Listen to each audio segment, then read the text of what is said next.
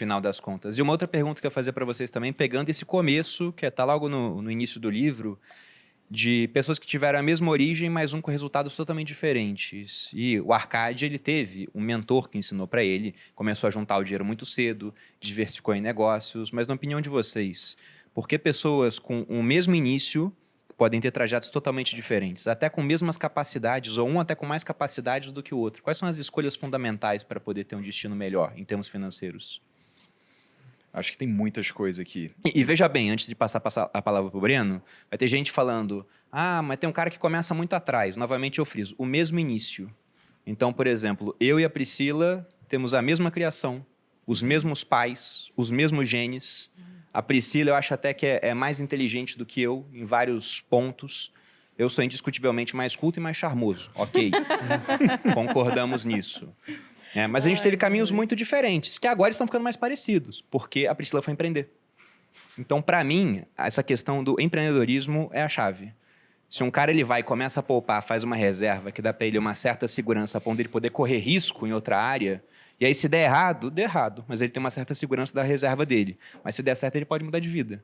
Para mim, esse é o ponto fundamental. Eu vejo isso com você e seu irmão também. Também, é verdade. Certamente, empreender é um diferencial aí. Mas empreender com um pé na segurança, né? Porque quando a pessoa empreende descabeçado, sem nenhum planejamento... Nenhum de nós quis fazer um foguete da régua ao Elon Musk. Exato. Mas sabe que a gente tem, nesse ponto específico aí, eu acho que eu vou ser o único que vou divergir, né? Eu enriqueci antes de empreender. Então, assim, eu acho que o que fez a grande diferença foi, eu sempre tive, como eu vim de uma família que também não tinha tanto dinheiro, na verdade tinha bem pouco dinheiro, e eu vi muito meus pais brigando por conta de grana, eu sempre tive medo de dívida, então uma coisa que eu sempre tive, acho que isso aqui é uma coisa que talvez a gente compartilhe, todo mundo tem medo de dívida. Medo de dívida, acho que é um ponto principal das pessoas que pelo menos não ficam pobres. Acho que esse é uma parte importante de ficar rico, é não ficar pobre. Esse é um bom ensinamento. Primeiro, não fique pobre. Porque se você fica muito fudido, é muito difícil voltar pro zero. Chegar no zero é difícil para quem tá muito embaixo, né? Então é igual, sei lá, imagina a gente faz associação com o corpo, né? Você pesar 150 quilos para voltar para 80 é mais fácil você ficar musculoso, só magro e ficar musculoso, do que ter que perder o peso e voltar. Então acho que esse era o ponto principal. E eu sempre investi. Eu não gostava de ficar sem nenhum dinheiro. Então, por mais que eu não soubesse ainda a melhor forma de investir, 10 anos atrás ali, eu ia lá, acreditava naquilo que o banco me oferecia, mas existia uma intenção de acumular, né? Uma intenção mínima ali de acúmulo. Eu sempre tive o interesse em acumular dinheiro. Então, quando eu fui ganhando dinheiro, eu já vivia com menos dinheiro do que eu ganhava. E aí, quando esse dinheiro foi aumentando na carreira de executivo ali, começou com um salário de, beleza, R$1.000, mas aí vai subindo. Quando eu virei executivo, eu já ganhava 15 mil, 50 mil, 70 mil, quando foi ver, já tinha muito dinheiro e eu já tinha mania de investir, de acumular. Então, quando eu fiz 25 anos, eu ainda não tinha ganhado muito dinheiro da minha empresa mesmo. Não tinha empreendido nos meus negócios e feito muito dinheiro com eles. Mas eu já tinha construído um patrimônio considerável. Já tinha passado de 1 milhão com 25 anos de idade sem nunca ter tido dinheiro da minha empresa em si. Eu acho que empreender é indiscutível, né? Uma forma muito boa de acelerar o enriquecimento. Mas eu acho que essa questão também de estudar investimento é muito boa, porque a gente pega 2 médicos com os mesmos salários, a mesma formação. Vai ter um que vai estar muito bem de vida e vai dar outro que vai estar endividado. Comprou um carro em milhares de prestações, financiou um apartamento muito caro, e ainda que ele tenha um bom salário, ele não consegue ali evoluir na questão financeira. Então, buscar conhecimento também é uma forma, é até o que o livro ensina, né? Uma forma muito boa de você conseguir evoluir na parte financeira.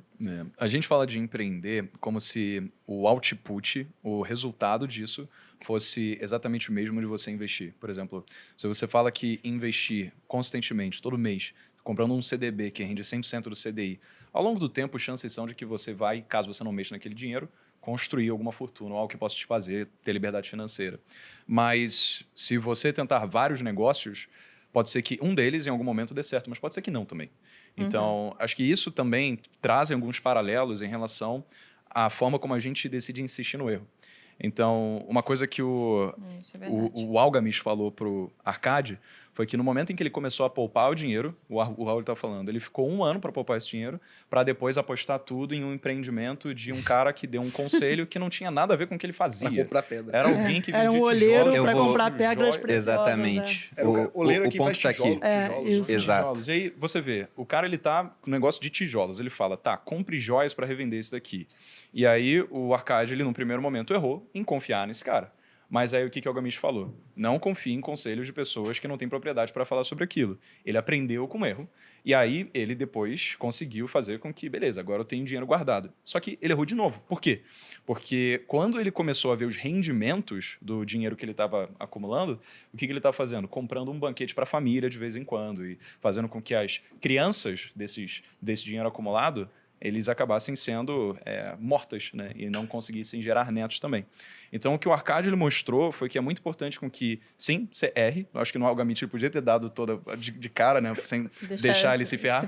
Mas se a partir do momento você fica insistindo no erro, então, via de regra, você está fadado a, capitulação e morte, porque você não vai conseguir tirar nada a partir disso. O melhor...